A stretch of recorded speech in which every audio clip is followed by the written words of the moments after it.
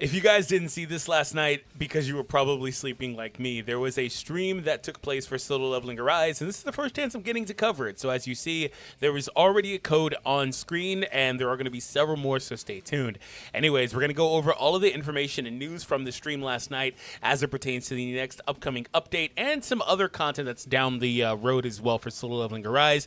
Anyways, if you're new here, my name is DFree. We make Solo Leveling Arise content. Make sure you subscribe to the channel for more, and follow me over on Twitter. Link is down below in the description. Also, you can support me, join my Discord. All that's down below in the description.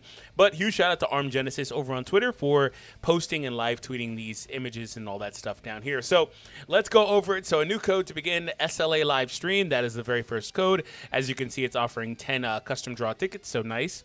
We also get another look at the next upcoming game original character, Amamiya Mirai. I hope I said that right. Base design was inspired by Bunny and Raven when she transforms. Although her type is an assassin, she is more of a swordsman, if anything. She doesn't do flashy teleportation or jumping skills like Kang Taeshik. She uses Kuroha sword style. Okay, so here's a look at her more, again, in-game. We've already kind of seen a few looks at her, and if you keep up with data mines, then you kind of know what's going on. Anyways, I like the whole aesthetic here. They gave her, like, she's got that schoolgirl thing. Oh, my God. They gave her the freaking tights, socks on the thigh thing. They're doing the most, man. They're doing the most. Netmarble's doing the most, man. And, of course, they... Oh my god.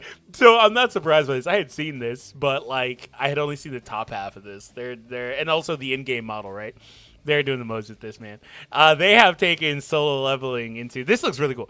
They've taken solo leveling into full fan service. And you know the funny thing is I never really got fan service vibes at all from solo leveling. I don't think there's any really in the series like that.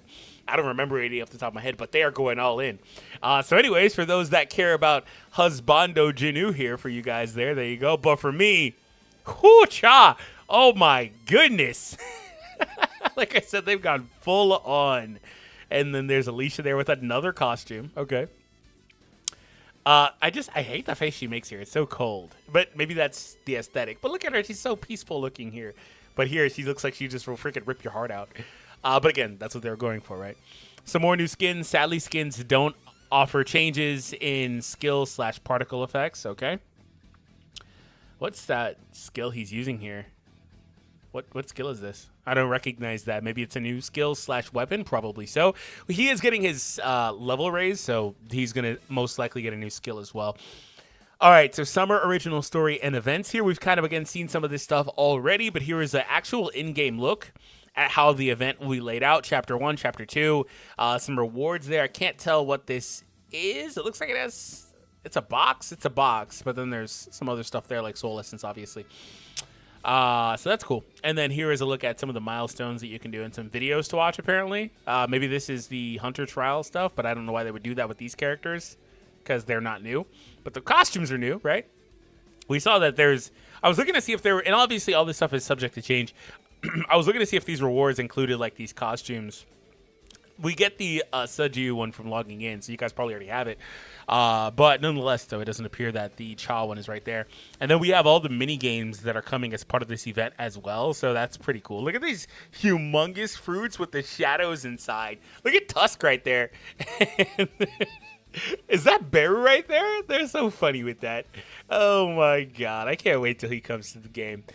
Speaking of Shadow, we do have information on the next Shadow, which is in here as well.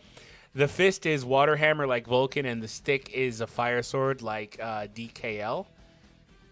Post was deleted. Okay, I guess that was something in relation to something going on with a weapon or something here. I'm not really sure. So moving on from there, we have another look at the skin coloring system that's coming in the game. Also, this is more in depth than I thought. Like, you could flat out change their hair color and stuff. You know, I gotta say props to Netmarble, not Netmarble, but the IP, like the people behind the IP of Solo Leveling, because a lot of IPs aren't letting you get this level of customization with their characters, and the reason why is because it matters how they're represented to a degree. Like they'll say, okay, you can do like fan service stuff. Some stuff is just some IPs are not going to say at all that you can do fan service at all. Period.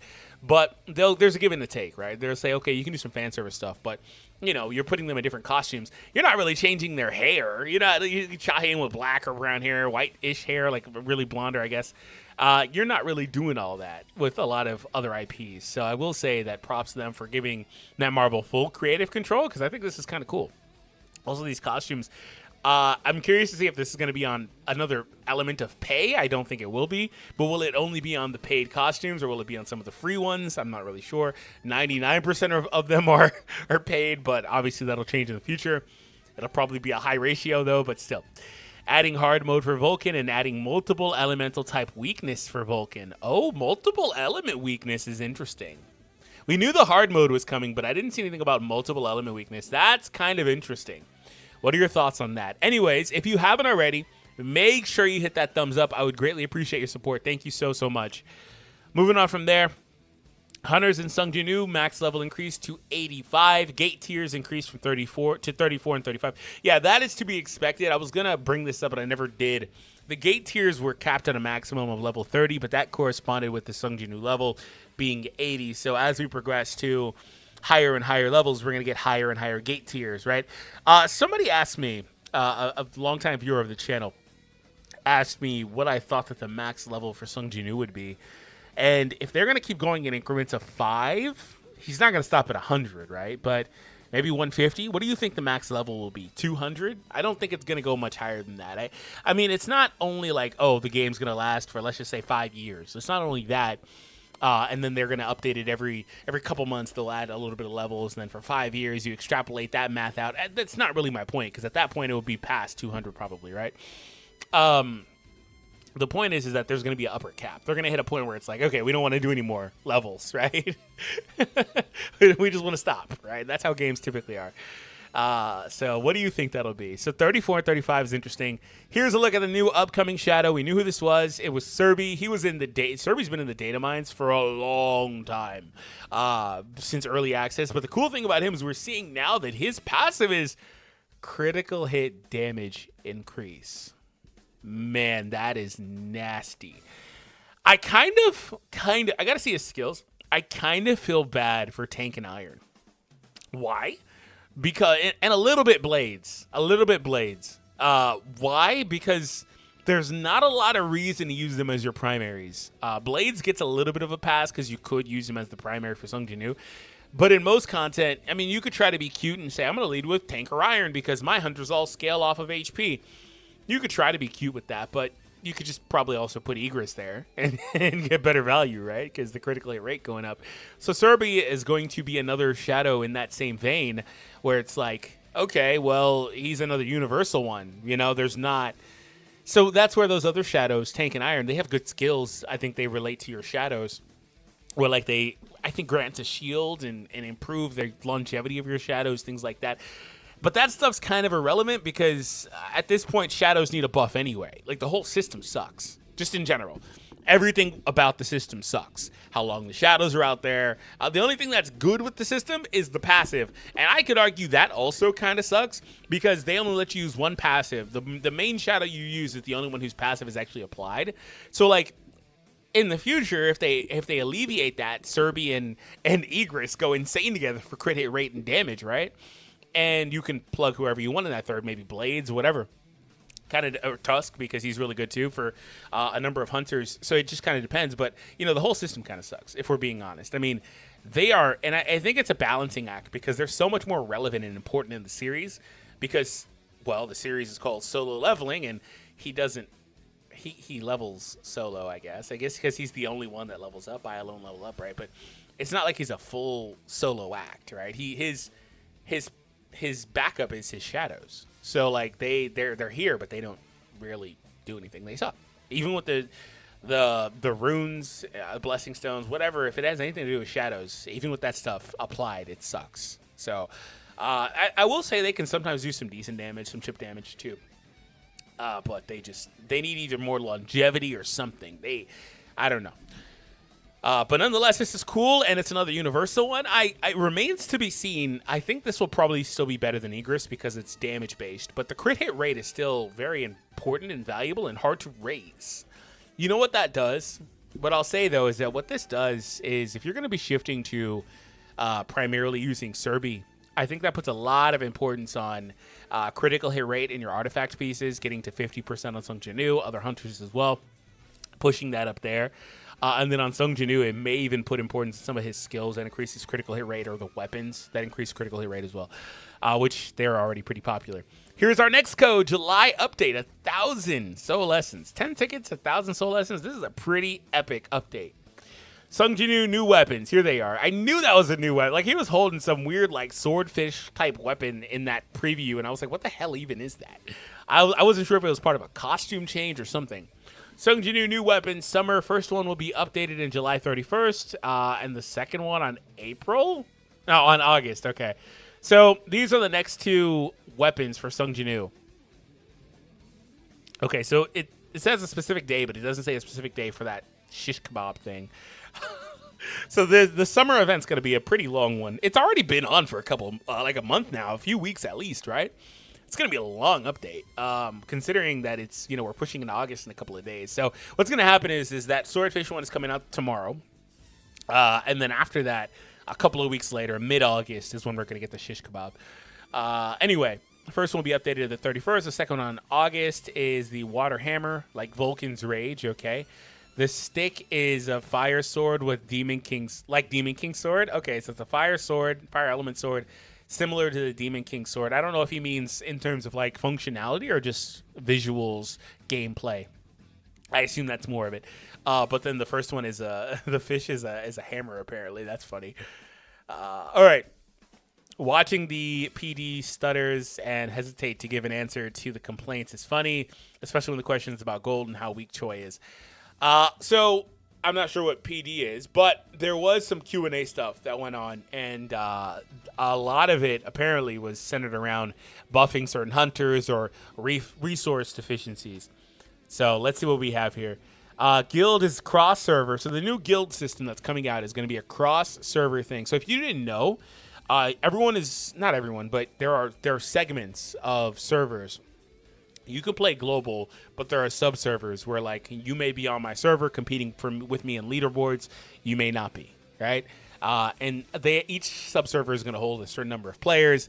As time goes on, typically games that have that sub-server system merge those sub-servers. So eventually, even if we're not on the same server, you and I right now, right? Maybe a year from now we are. Like, that's kind of how these games typically manage that. As these servers kind of shrink in size, players come, go, things like that. They typically do that. And the servers are pretty much comprised of players in a lot of games anyway. This is how it's handled. A lot of times they're comprised of players that start around the same time is what determines what server you're going to go into. It's not as simple as when you log into a game, it asks you, all right, you want to play on the US server, this and that. You can't determine anything beyond with these sub-servers. The regular server, that's one thing. The sub-server is totally different. You can't determine that. It's automatic. And so he's saying that they're cross-server to bring up the point that, like, for example, if they weren't cross-server, like I said, you may or may not see me at all in-game. And if they are in a position where they're not cross-server, that means that you wouldn't be able to join my guild unless you were on my same sub-server, which could be 500 players, 1,000 players, 10,000 players, who knows. But if you're not on it, then they're not going to be able to join my guild, which I will be having a guild, by the way. They accommodate up to 50 players. Raids can be done with 9 people at once. Also, you can pick your own sigil that was provided. There will be a mini story about the guild system as well, so that's pretty cool. Pretty awesome. Yeah, you get to choose your own icon here, so that's pretty cool, out of the ones that are provided here. I don't really like any of this. I'll probably choose that, like, Egyptian one here. That reminds me of Beerus, so okay. All right, and there's a little sub-story there. Guild name, pre-creation. You can reserve guild names early. Before release, the guild name can't be the same as guilds on solo leveling universe. Okay, so there's a reservation feature for guild names. That's cool. No one's going to choose the one I'm picking, so that's cool. I'm not going to say it, though, because I don't want people to pick it. Skin creation competition. If you are a concept artist, you can design a costume for your favorite hunter, announced separately. That's really cool, actually. I like when games do this type of thing. That Sung Jinu one is just so, like, I like it a lot. Don't get me wrong. It's just so off-brand for him that it really stands out. Like, it actually genuinely stands, because he's typically in like a suit type deal. This is so off-brand for him. the Yu Hyun, you don't see enough of her at all to even say if it's off-brand or not. But that also looks kind of like, it's such a shift. It's so casual compared to her regular outfit. I don't care much about, original characters, but for Sung Jin-woo, it's so funny. But I love that costume. He looks awesome in it. I wonder if there was an alternate person that created the concept of that. That's kind of cool if that is the case. Guild name reservation will start in August, first week, and ends on the 20th of August. So that means the guild update, I was going to say it'll probably be the following day. That means the guild update will be the 21st of August or last week of August. So we're still a few weeks away from guilds coming out. Expect President Go cameos on the lobby after the next update. So he's going to be showing up in the lobby here. It's pretty cool. So he's going to be, well, no. He's a few weeks away. You know what? He's coming. He's probably coming mid-August at the same time as this weapon. Because what's going to happen is tomorrow, Mireille, I think that's her name, right? And then this swordfish weapon are going to come out together. So, yeah, President Go is going to be in the lobby for a few weeks before he actually shows up in game as a playable character. And then another code. See you soon. Another 10 custom draws. That's really cool. And then a fourth one, surprise gift. So 2,020 tickets as well. Pretty awesome from them. Just as tips, since Sung Jin-woo will be getting a new rune. On later second advancement, it would be wise to save skill rune fragments and not combine them yet. So the thing with solo leveling is that we're in a period of firsts. And so we are experiencing several firsts.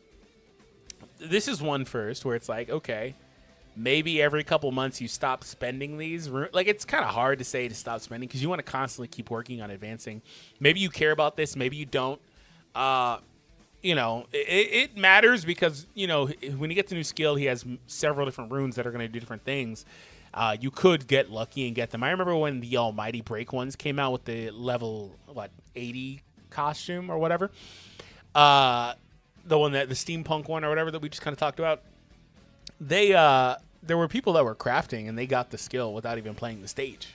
And so there are also people that are going to craft and then get variations of different runes, right? And so saving could be a good idea. So it's just up to you if you want to do that.